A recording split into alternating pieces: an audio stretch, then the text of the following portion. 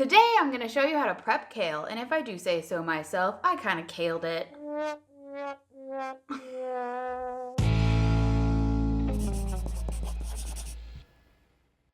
Welcome to Crocs in the Kitchen. I'm Jessica, and this is my kale. Brian is behind the camera. So I love kale. I just love kale. It's my favorite. If I had to choose any salad, lettuce of any sort or any kind of green to have, it would be kale. And the cool thing about it is it stays super well in your fridge for long periods of time. So you can prep it in advance and then have it ready on hand for like a week or more, and it'll be just ready and waiting for you. The problem is it's a pain. Or is it? It's actually not that much of a pain. It may look intimidating, but I'm going to show you a few quick steps to prep it and store it, and you're going to be super amazed and really excited. So let's get going. So you may be asking, Jessica, why don't you just buy a bag of chopped kale? Then you don't have to prep it at all. Well, here's the small issue with that. You buy a nice bag like this, and you pay way more for it, by the way, than you pay for the other kale, and then you bring it home and open it up, and guess what happens?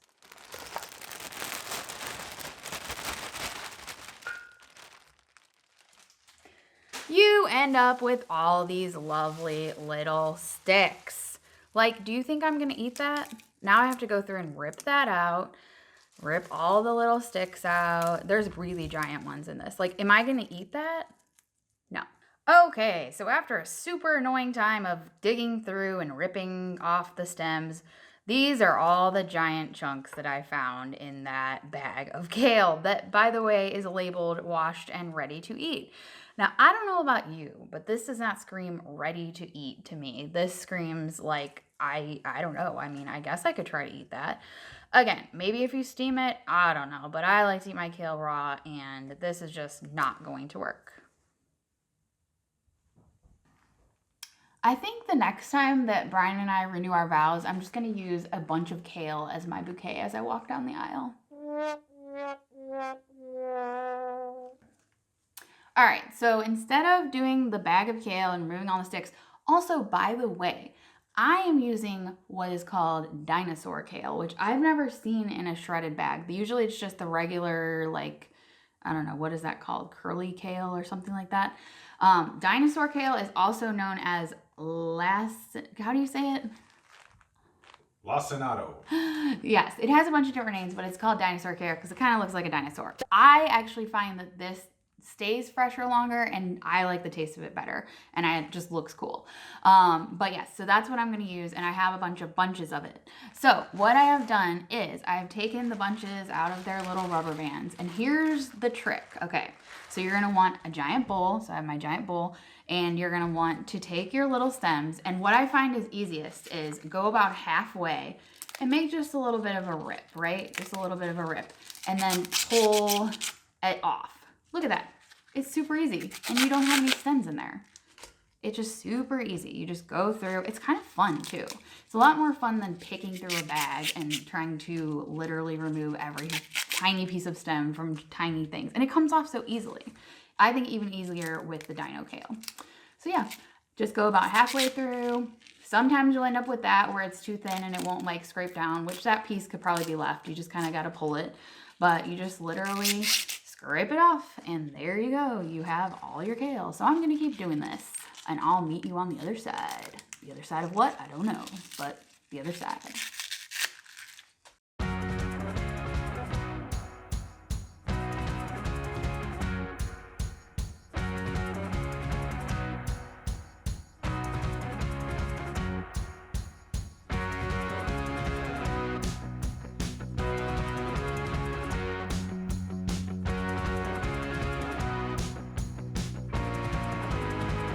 And voila, we have all destemmed kale, and my hands are kind of green, but what can you do? And we have all these nice kale stems that we can put in our compost or do something else with, and they're all bunched together and nice. And up next, we're gonna come over to our handy dandy sink. This is super fancy. It bends in all kinds of ways. And we are going to fill this bowl with some cold water. All right, And after you fill it, you will just want to take your hands and kind of get in there and get it all clean, you know? You gotta rinse that kale off. There's a lot of weird things hanging out in there sometimes.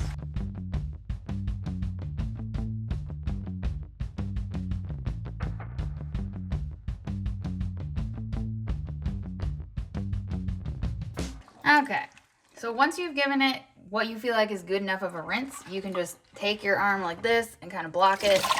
Okay, or you can lose some kale. You can just dump that water out. Green water.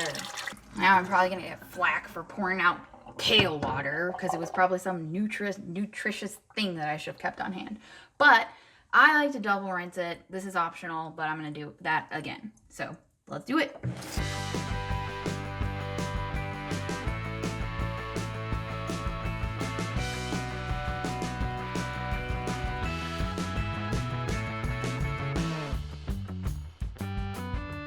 Okay, now we're going to head over to our handy dandy salad spinner. All right, so as you can see, I have my handy dandy salad spinner. Yes, it's still my little Hello Kitty one that Brian likes to make fun of, but it may be small, but it's mighty and it does the job. So I'm going to take off the lid here and add some of my freshly destemmed, wet, double rinsed kale into here, and we shall spin.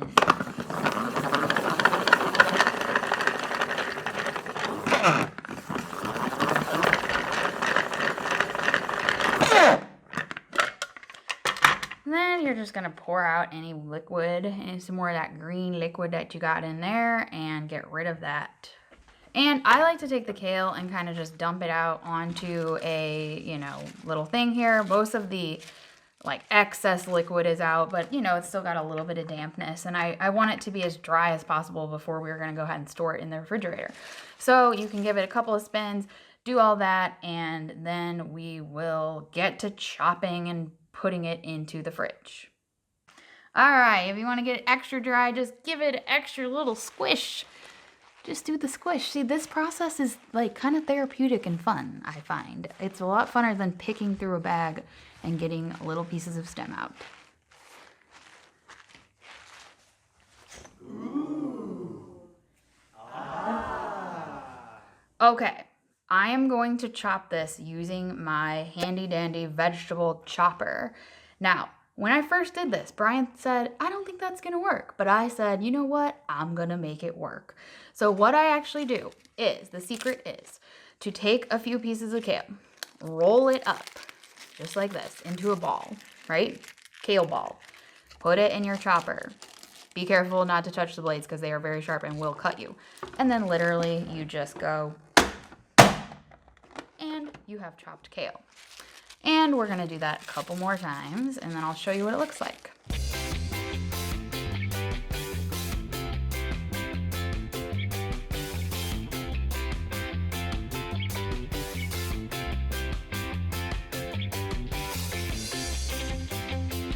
Okay, you ready to see this, guys? This is super exciting.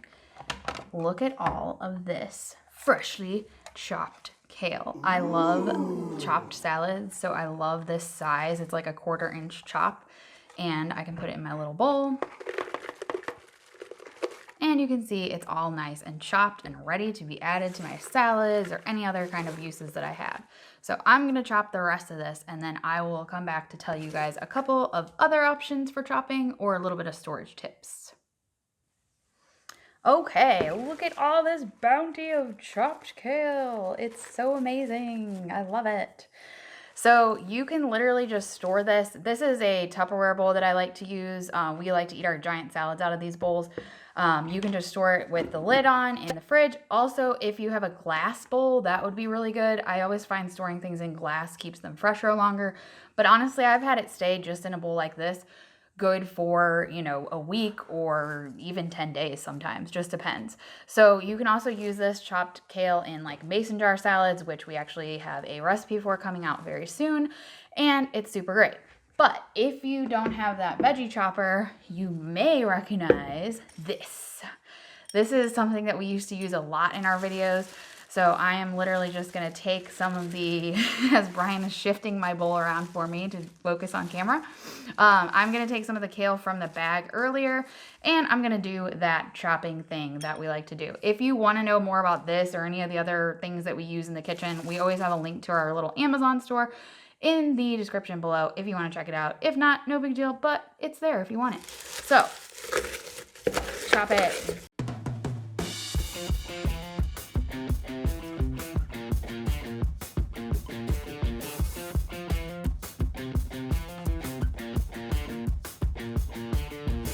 Okay, so you can keep going and get it as chopped as you like. You see it's not quite as nicely chopped as the other one, but it does do the trick if you do have one of these on hand. Otherwise, the other option is just take a good old knife and give it a good whack until it's into the size that you want. So there you have it. That's how I prep, store, dry, chop, rinse, all that to my kale. It may seem like a little bit of a process, but it is worth it. Trust me, it's a lot better than buying it from the bags, and you'll just have this nice bowl of a nutritious thing. You can just add like a little handful into your dishes, and it just adds a little bit of body and nutrition. Now, I personally, if I eat it raw, I do like to massage it a little bit just to break it down, because that's usually what you do with kale. You can also just kind of cook it. You know, if you add it into a dish with like rice or anything like that and put it in the microwave, it'll cook it enough and kind of like soften it up a bit, but it just is amazing and I love it. So I think it's time for me now to do the close. Let's see if I can do this, people. Subscribe to the channel if you want to see more videos like this, and click the bell if you want notifications for more videos. You can click the thumbs up to give us a thumbs up, or the thumbs down, or is it a dislike button, something like that. You can follow us on Instagram. I love Instagram and I post there all the time on our stories. You can also contact us on Facebook, and if you want to talk to Brian and tell him how much you loved Jessica's kale video, just tell him that, you know, yeah, okay. Otherwise, that's all I got. We will see you next time on Crocs in the Kitchen. Bye.